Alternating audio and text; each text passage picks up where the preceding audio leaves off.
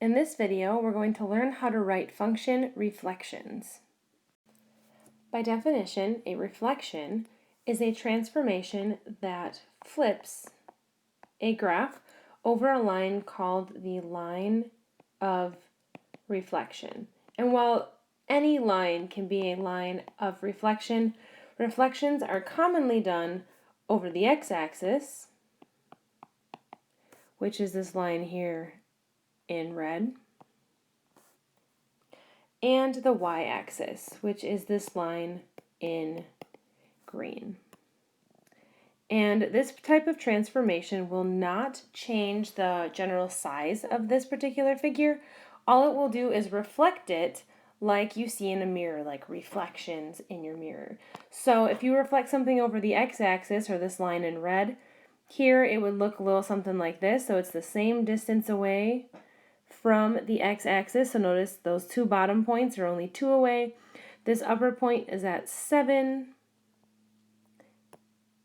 And if we attach them all, that is that blue shape reflected over the x-axis.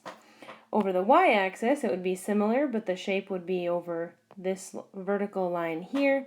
So notice again that all of the dots are the same distance away from the y-axis. They're just on the opposite side. So here we have our reflection over the y-axis. So before we start some examples, we're going to take a look at the formal book notes here, because these are actually going to be pretty helpful as we start to perform reflections algebraically. Now, I don't need you to write down everything here, but I do need you to write down a couple of key things for each of the different reflections. So the first reflection here is a reflection of the x-axis, and I would write this part down because you will need to know this terminology. A reflection of the x-axis is going over this horizontal line, and this is a vertical flip. So what I would definitely have written down here is that it's a reflection in the x-axis, and it's a vertical flip, and it's changing how we view that graph vertically. It's flipping it over in the up and down way. Then from here, the key parts in here are that you're multiplying all of the outputs or the entire function by a negative as you do this. So what we do is we're going to take that entire function, surround it in parentheses, and multiply the entire function by -1. Now I understand that might be confusing to you right in this moment, but what I would write down is reflection in the x-axis, vertical flip, and this key part here in red of y equals a negative f of x. Noticing that we're multiplying all of the outputs, or the entire function, by a -1. Then if we look at the second type of reflection here, we have a reflection in the y-axis. So I would write that part that I just boxed down. Now we're looking at reflections in the y-axis, and that's going to be this horizontal flip that happens across this green line. So I would, after reflections in the y-axis, write down horizontal flip. And what you're going to do here is you're going to take all of your input values, which are the x values, and multiply them by a -1. So notice here, we're multiplying our inputs. So outside outputs, inside inputs. So make sure you have those three pieces written down: the reflections, the type of flip that they are, and then the equation in red that goes along with them, as we'll be using that on the next few slides. So what we're going to do here is we're going to take all of the example functions from the previous lesson, and we're now going to apply reflections over the y-axis and the x-axis for these different functions. So here you can see we have a function f of x, and we're going to create a new function g of x, whose graph is reflected over the y-axis. So a graph that's reflected over the y-axis means that we're going to change the inputs, or change the x values, to have a negative x value here. Now, what's a little confusing here is we don't have parentheses in this problem. It's similar to that first example we did before. So I'm actually going to add those in here. So we have f of x is equal to 2. Remember, this was an x plus 0 because there's no h value. And then our k is on the outside. So we're going to change our input values, or our x values, to be negative. So here, if we take this example and we change that part circle in red to be negative, we have 2 parenthesis negative x, or negative 1x, plus 0 plus 1. Now you can rewrite this if you would like as g of x is equal to 2 with the negative x there as well. That would be fine. So I'm looking at noticing you understand that we're reflecting over the y-axis, and then being able to utilize the notes from the previous slide and note, well, I need to change the inputs, so I just put a negative symbol in front of that x.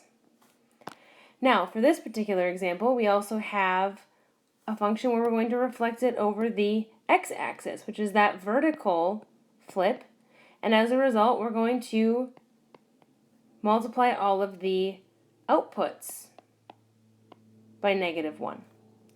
So how this is going to look is we're going to take h of x is equal to, we're going to put a negative around this entire thing. So we're going to put negative, we have 2, and we have the x plus 0, and then we have the plus 1. So this is really complicated to look at, as I'm sure you're noticing. What we're going to do with this negative 1 is we're going to distribute it to each different group inside of here. So we're going to distribute it to the 2, and we're going to distribute it over to the 1. And we're not distributing it to this part here because this part is attached to the 2, so it's getting the negative 1 as a result there. So here we have h of x is equal to, we have negative 2, x plus 0, and then we have a negative 1 over here. So notice the slight differences here. If we have the y-axis, we're just adding a negative in front of the x. When we have a flip over the x-axis, so that vertical flip, we're adding that negative on the outside of the entire function and distributing it in to each group. So let's dive into another example and see if we can apply this.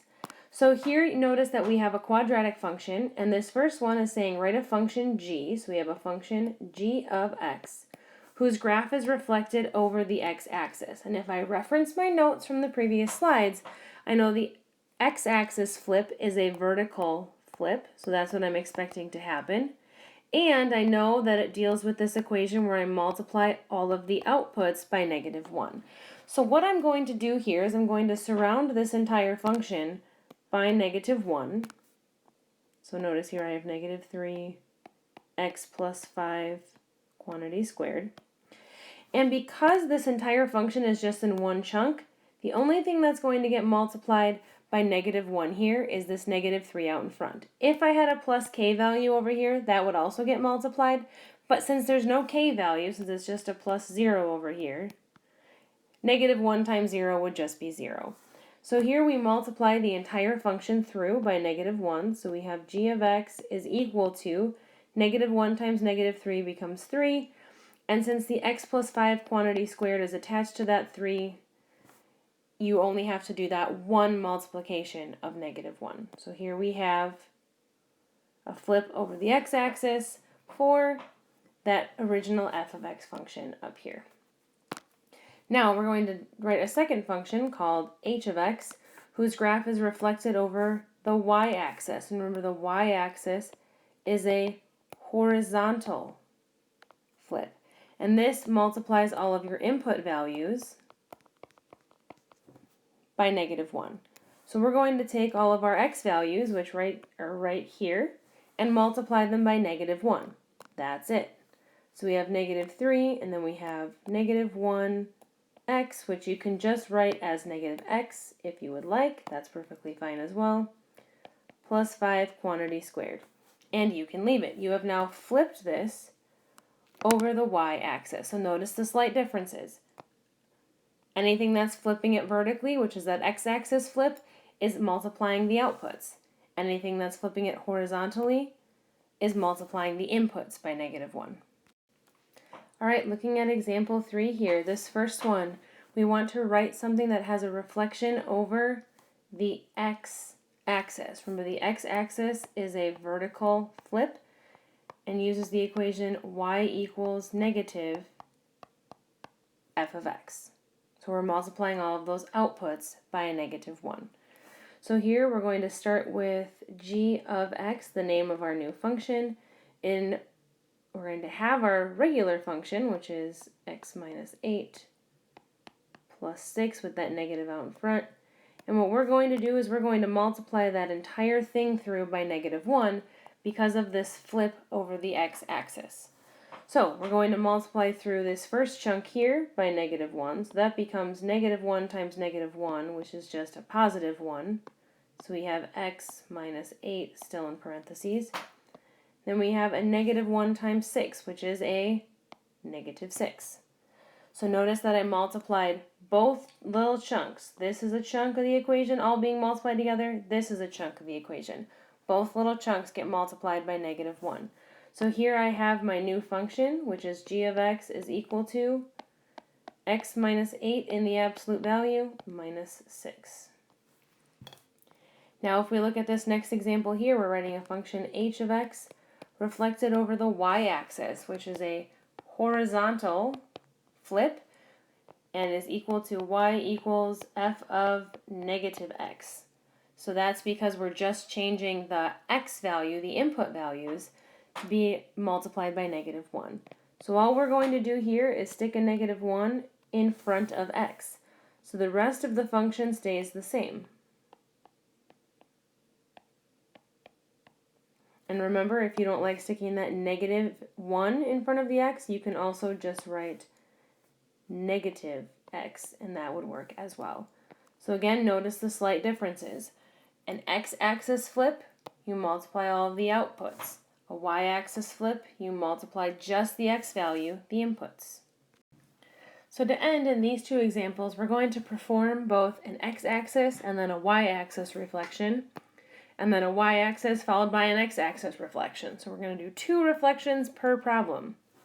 So let's start here with this one. So this one says function g, so we're going to start with that. And what it's going to do first is it's going to take function f and reflect it over the x-axis. And remember, the x-axis is where you multiply all of your outputs by negative 1. So we're going to have a negative 1 on the outside and take f, which is right here. So we have 3 times x plus 4 squared all grouped together, and then a 9 grouped by itself. So we're going to multiply this first chunk by negative 1, and then the second chunk by negative 1. So as we do so, we end up with g of x is equal to negative 3 with x plus 4 quantity squared, plus that becomes a negative 9, so I could actually just treat that as a subtraction of 9. So far I've taken care of this x-axis reflection, but as the instructions say, the second thing I have to do is reflect it over the y-axis, and this is going to multiply the x value, or the input value, by negative 1 as well. So what we're going to do here is we're going to multiply that x value by a negative 1, so we end up with g of x is equal to negative 3 times negative 1x, or you can just put a negative x if you would like, plus 4 squared minus 9. So there's our x-axis followed by y-axis reflection. The second one here is going to do a y-axis reflection first, followed by the x-axis. Remember, the y-axis, we're just altering the x value and multiplying it by a negative 1, multiplying the input value by negative 1. So h of x is going to start by taking the x value of f of x and multiplying it by a negative 1. So here we have 3 times negative 1. So remember, you can put negative 1x, or you can just put a negative x, plus 4 quantity squared, plus 9. Then from here, now that we've taken care of the y-axis reflection, we're now going to take a look at the x-axis reflection, which, remember, multiplies all of the outputs, or the entire thing, by negative 1. So now we're going to essentially surround this entire thing in parentheses and multiply it by -1, multiplying each chunk by -1. So here we have h of x is equal to, we have -3 out in front. And then we have the -9 out in the back. So what you'll notice here is that if you're just performing reflections, the order in which you go isn't super important. You can reflect them in either order, which is kind of an interesting fact to be aware of. So notice here we got the same thing regardless of whether we flipped or the x-axis or the y-axis first.